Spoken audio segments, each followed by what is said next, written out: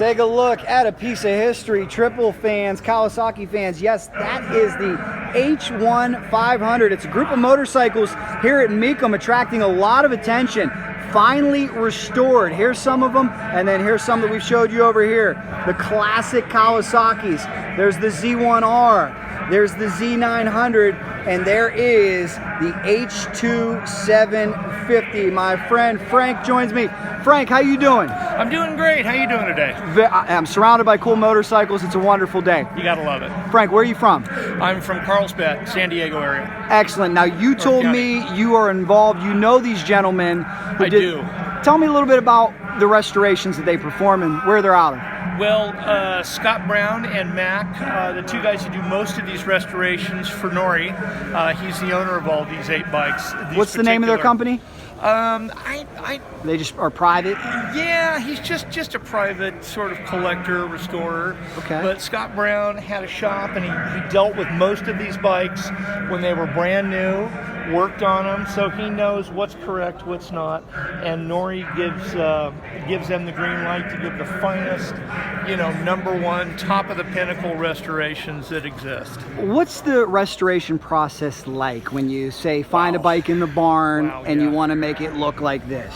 The first thing they try to do with most of these bikes is to retain as much of the original parts as they can, and whether that's replating them, refinishing them, repainting them.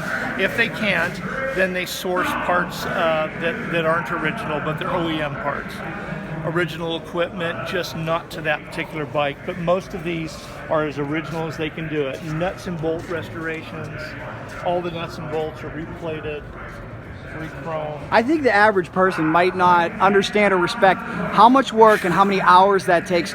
Let's say you find something in a barn, right? Yeah. But it's rusted out. All of the hardware doesn't want to move and it breaks. Everything's covered in rust. Yeah. Something like that's got to be overwhelming to even start with, right? You've got to just take it completely apart, catalog everything, take pictures of everything, and it takes hundreds of meticulous hours to restore, refinish, replate everything that you see on the motorcycle. You look at it now and say, wow, well, that can't be too bad, but it's a lot of time and effort.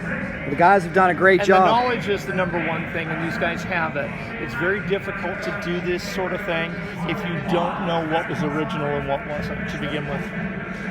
And I heard you say that you have a knack for finding some of these quote-unquote barn finds. I do. I'm a bit of a barn finder myself, but I don't restore them to this level. I prefer to have my motorcycles as found.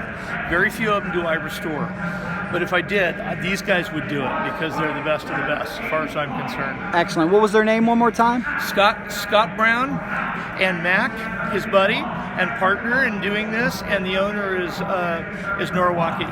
We're out of California. Out of California. All right, yeah, well, they're in San Diego. Thank you for sharing that info. These guys have done a great job. Pleasure. You guys enjoy the show. Enjoy all his motorcycles and everybody else's. Thank you so much. We appreciate it, guys. No problem. This is what it takes to make these motorcycles look like this. Yeah. Have you ever attempted a restoration? Let us know. Let us know in the comments. Thank you for liking CycleDrag.com and subscribing to Cycle Drag on YouTube.